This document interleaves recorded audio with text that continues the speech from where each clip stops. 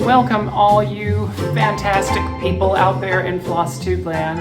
I am Chris and this is XrossStitch, and it is Tuesday, June 8th, 2021. This is my fourth Flosstube video. It's hard to say, let me put my teeth back in. This is my fourth Flosstube video, and I'm thrilled that you're joining me once more. I'm so excited to be here. I think with each and every one of these that I do, I get more excited, I have more fun, and I enjoy this journey and this process more each and every passing day. And the reason that I am enjoying it that much is because of you, each and every single one of you. There has been I thought last week, the week prior to last week, was a huge outpouring of love and support and fun and conversation. This week has exceeded all those expectations and more. I get Twitter-pated because I don't know how to say how great it is to hear from each and every one of you. I'm starting now to know all of you by your names. It's wonderful, and I just love it, and I'm so very grateful. So I did not get a haircut, although I did shave the sides of my head, clearly, as you can see. I didn't anticipate it was going to be this short. But I assure you that my mop of a head of hair is all still there. It's just restrained at the moment with a complex system of ropes and pulleys attached to the back of my head. So if they detach, I might take the camera out, but we'll see what happens over the course of this video. I've got all of my stuff in front of me, so I don't have to turn to either side and frighten all of you away. I had no idea last week when I just offhandedly mentioned Weebles that it was going to be such an evocative term for all of you. And I'm just so thrilled and happy about it. It just, again, these are the kind of things that make me giggle. So I got a picture, and I actually had these. I had these very, well, not these very ones, but I had these exact ones of them. And I thought that was so cool. So here's my next nostalgic toy of the day. As I was looking for pictures of the Weebles, I discovered probably my favorite toy as a child, which was the Fisher-Price Castle playset. I loved this thing so much. It was amazing. It had a dragon. It had a trapdoor on the top of one of the turrets that you could drop a person down. It had a moat. It had a staircase that had a secret compartment behind it that you could hide the little people. Oh my God, it was so good. I just loved it. And here it is. I had a lot of Fisher-Price toys. That was kind of the go-to for all my extended family that were around me on Christmases and birthdays. So I loved Fisher-Price, still do. But the castle playset is something, and I'm sure some of you remember it, and I just wanted to share that with you because I saw it as I was searching and it made me laugh and I loved it. And there you go. Now, let's talk about some cross stitch. I did not have any finishes this week, obviously, because I'm in a huge kind of startup mode with getting a lot of works in progress and a lot of things going. So we've been following along on the progress on my Wizard of Oz Secret Stitch Along by Satsuma Street, and I was 4 days behind when I started it, but I have caught up. I'm completely caught up. I'm so excited. This is a chapter finish. It's actually a 2-chapter finish because I had to finish 2. The next one won't come out until the end of this week, but I am finished with the chapter. Now listen, I haven't done the French knots yet for the eyeballs. So don't get mad at me. Don't take me to task on it's not a real finish. No, it is. I'm just saving all French knotting for the very end because I don't like it. And I'm just going to practice. And then in the end, in one fell swoop, I'm going to French knot everything. But look, isn't she great with the little munchkins? And I'll show you my back. I don't know. I'm showing you my backside. I don't know. I think that's pretty good. That's a kind of a clean back. I don't know about those things. So, but I'll show you. I have no shame. So anyway, that's a work in progress. That's a 2-chapter finish, and I'm very happy about it, and I love it. It's a great stitch. It's a fun stitch. I love all the colors. I love the sense of whimsy, and it's challenging. You know, there was some interesting back stitching going on in this. Okay, here we go. I did have a couple of great starts this week. The first, and these are all coinciding with my hashtag #SpookySummerStitch, which, again, so much great response, and I'm so glad that so many of you. I didn't intend it to be a stitch along. I was just, but y'all are doing it that way, and I love that. So I've been looking at your posts on Instagram, and I love that you are using hashtag #SpookySummerStitch because it's fun. It's again another wonderful way to build this great community. But my Halloween cat had a start. Isn't she cute? Or he? I haven't named it yet. Michelle Bendy Stitchy names her characters. I may start doing that too. But I'm loving doing this stitch. Wonderful thing about Satsuma Street and why I like Jody so much as a designer is that, again, I love color. And she has a tremendous talent for putting colors together in an interesting way and a vibrant way. And I really love it. There's that. Here's my back. I'm not going to do that with every piece. You would not want to see the back of my full coverage. You just wouldn't want to see it. So Halloween cat, Spooky Summer Stitch, start 1.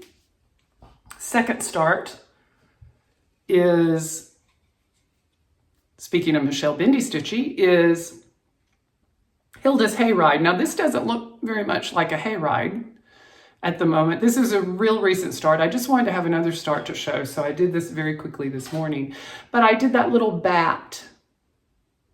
Isn't that bat cute? Which reminded me of a story. So some of you asked, because I just lost a piece of haul and I don't know what to do. We'll figure it out. Some of you asked, I mentioned my performing career, and some of you asked about that. And I'll tell you whatever you want to know. But the bat, as I was stitching the bat this morning, I was reminded of a story, and it happened to me while I think I was on tour with a show, and it probably was Fiddler on the Roof. I don't really remember, but I was in Austin, Texas, I believe. Maybe it was a regional production of Fiddler on the Roof. Anyway, I was in Austin, Texas. And it was not in the dead of summer. It was more towards the autumn because it wasn't very hot. I remember I had to wear like a little light jacket that particular night. But a bunch of the people in the cast said, we're going to watch the bats fly. And I had no idea what that meant. But I went with them. It was our off night. And we went to this park and some of you who are from Austin or from Texas may know what I'm about to tell. But we went to this park and there were all these, and it was very late in the afternoon, right around dusk, sunset, because sunset was the moment when this thing with the bats occurred. So it's in a big park and everybody's sitting up lawn chairs and they've got picnics and, it's a thing, y'all. And all I knew is that there were supposed to be a lot of bats flying out of a certain area because apparently one of the largest colony of this particular type of bat is actually found in Austin, Texas, and lives under a bridge, or lives in a cave under a bridge. I don't know. I really don't know. And it's been a long time ago, so I've probably forgotten, and I'm telling it wrong. But I do remember what happened. So there we were all sitting, waiting, and it got darker and darker and darker. And then all of a sudden, there was a speck that flew across the sky. And then 2 specks. And then 3, 4, 5, 6 specks. And then, you guys, it was like it was like the Valkyries leaving Valhalla. The sky filled with these black bats. And then people started taking out umbrellas. And I was like, wait a minute, what are the umbrellas for? And then I found out what the umbrellas were for. And why didn't they tell me to bring an umbrella? Because it was like, well, you do the math on that one. But it was an amazing, amazing story, and has nothing to do with cross-stitch, and I probably shouldn't have ever told it, and I may edit it out, but it reminded me, the bat that I stitched this morning reminded me of that story. So there you go. There's a little anecdote for you. But word to the wise, if you're ever invited to go see the bats fly out from under the bridge in Austin, Texas at dusk, take an umbrella. I had over 300 comments on last week's video, which is amazing. Now, not everyone voted, and that's fine.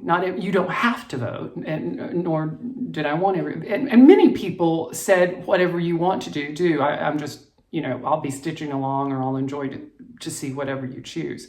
But with regard to the contest, the 3 pieces that I wanted you to pick for me, the one that I would do for me,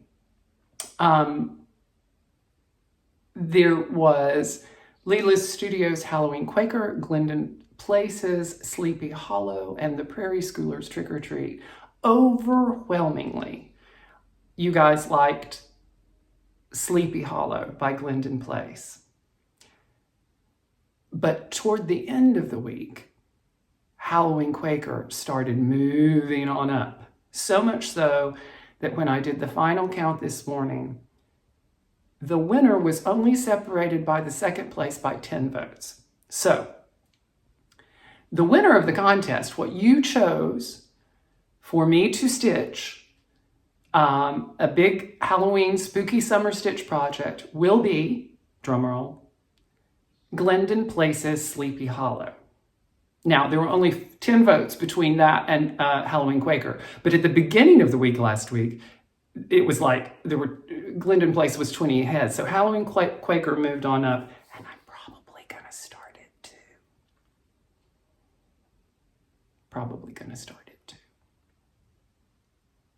But I will start Sleepy Hollow first. Now, one of the comments had a great idea and suggested that I not stitch the lettering at the bottom.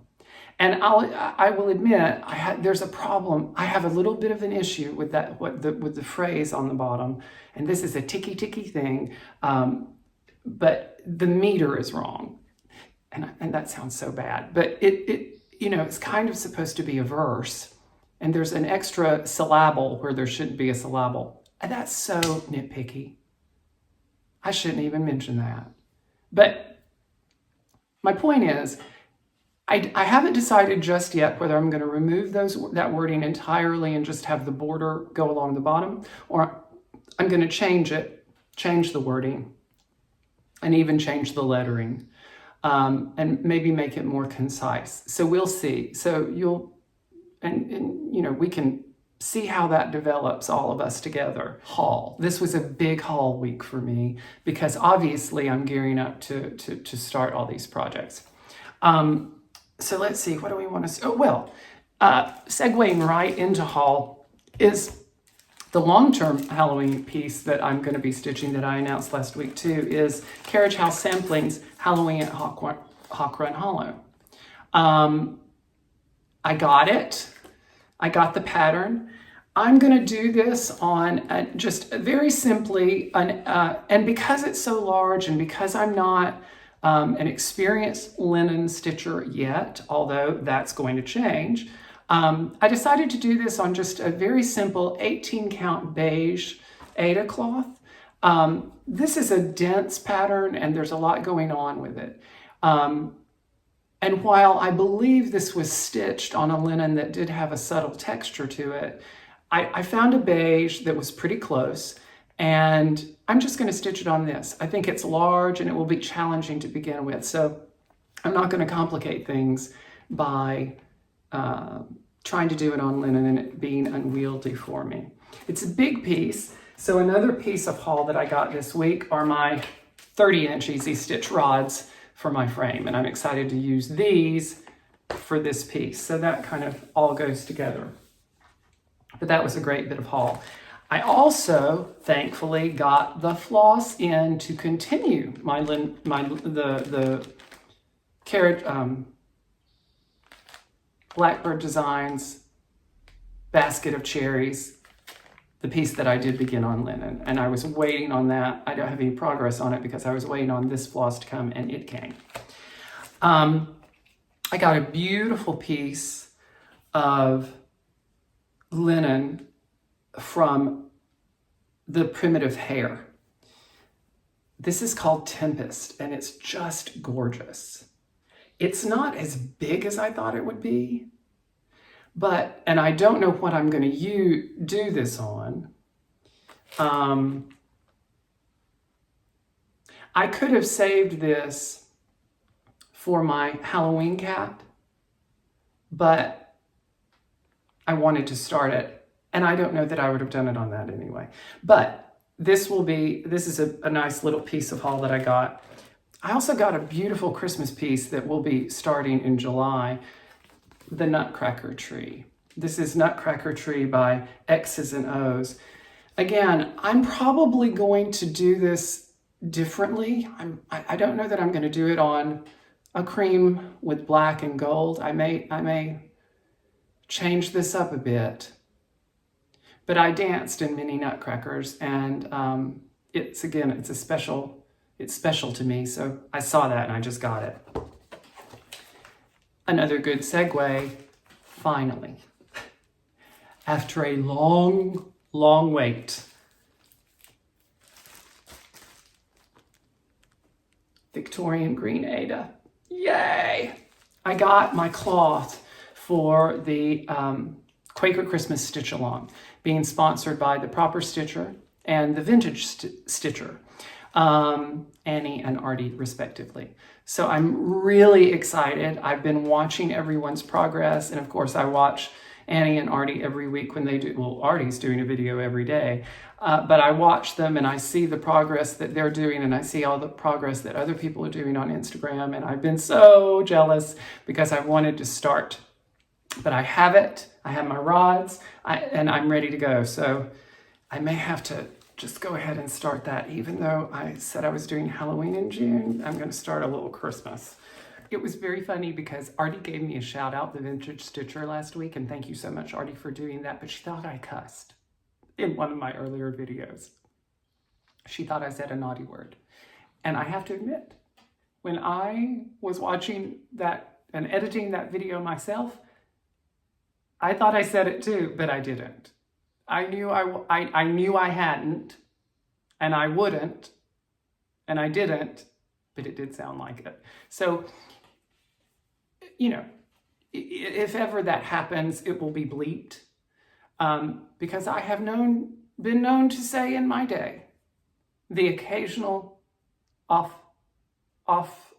script word, but not on Flosstube. Yet. I got Happy Mail, and I'm very excited about this Happy Mail because this was a viewer who reached out. I'm so sweet, so nice, and told me, she asked for my address, said, I'm going to send you something. This is from a dear person named Sylvia Ward, and she is SWARDDESIGNS on Etsy. And she does, over the pandemic, and Sylvia, I apologize if I'm not telling this right, but I believe over the pandemic, she designed a series of project tracker cards. And these things are great. And I realized how much I'm going to need them as my works in progress start multiplying. But these things are fabulous, you guys. She has a 3-year version. She has a 5-year version and these are more for like full coverage pieces, although you could probably use them on anything you would want. She has number of hours by month tracker that you can keep up how much you're working on a particular project in hours, and stitches. You can keep up with the actual stitches. These things are great, and I can't wait to start using them. But it was such a sweet thing, and not only that, she included this beautiful piece of, isn't that gorgeous? I may have to purchase these silhouettes that some of you suggested and do it on this, because it's just perfect for a Halloween stitch. This is Phoenix. It is a 32 count Lugana, which I'm excited to stitch on because I've never done that. I've never used it, by BeStitchMe. So this is BeStitchMe's Phoenix in a 32 count Lugana, and I just love it. So Sylvia, thank you so much. I really do appreciate it. And if any of you use these or have wanted to use these or anything like that, go check out her Etsy store because these are fabulous. And of course, I'll link it below. I get really itchy when I start talking about subscriber numbers and things like that because, you know, I don't think any of us who do Flosstube are about that. But unfortunately, we're on a platform where when you have over 1,000, it does change things for you. And I don't necessarily know the ins and outs of all that yet, but it looks like soon I may be over 1,000, which is mind-boggling to me. But before I even hit that, I want to do what other people have done for me, and I want to shout out someone who is in the under 1,000 subs club. And she and I have just about, she's almost there too. She's almost there too. But I want to pay it forward just a little bit, and I want to shout her out because she's delightful. Her name is SewMeSara. That's the name of her channel, SewMeSara, all one title. And she is a delightful, delightful person from Northern Ireland. She does impeccable stitching and embroidery, and is just lovely. Again, she's one of those soul-soothing people that I watch on Flosstube. And so she only has 2 videos, but if you are not aware of her or familiar with her and you want, you know, a panacea for the soul, go watch her because she's just delightful. And I really think you will enjoy it. So that's it for today. You know, I feel bad sometimes because I think, gosh, I don't have as many works in progress to show, or I don't have as many, you know, things yet because I'm still very new and I'm still starting out. But you know what? I hope you had fun. And I certainly did. I enjoy doing this so much. It's exciting. And again, I can't thank you all enough for your support and your encouragement. And yeah, so next week, more fun things and hopefully some more new starts and some more progress on things you may have seen that I didn't show this week. Yeah, that full coverage winter is going to come back. I've got to devote some time to it this week. But above all, thank you. Thank you from the bottom of my heart. And I hope you had a good time. And have a great week. Keep stitching. And I will see you next week.